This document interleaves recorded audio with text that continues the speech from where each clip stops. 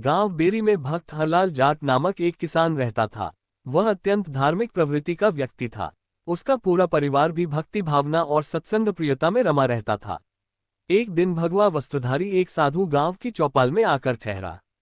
भक्त हरलाल जी ने विनम्र भाव से कहा, महात्मन, हमारे घर पधारिए, हमें सेवा का अवसर दीजिए। साधु ने सहर्ष स्वीकार किया। हरलाल जी ने अपने पुरुष निवास पौली घेर में ऊपर बने चौबारे में उस साधु को रहने की व्यवस्था कर दी।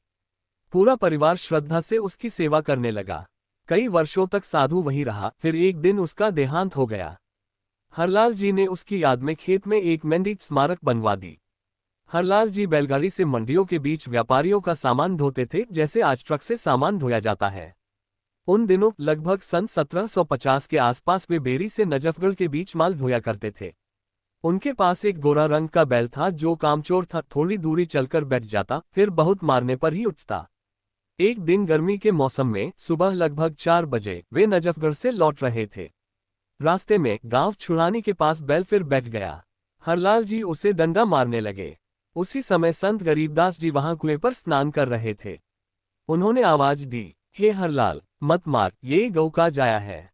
हरलाल जी बोले, भाई, इसने तो मेरा खून पी रखा है।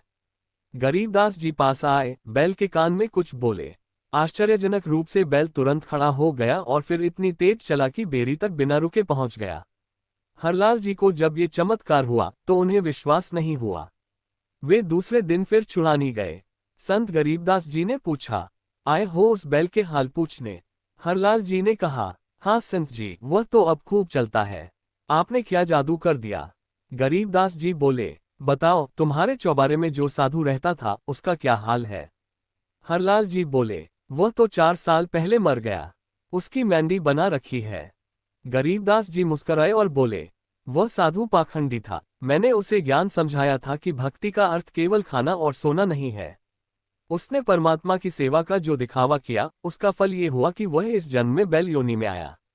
वही गोरा बैल तुम्हारे पास सेवा कर रहा है।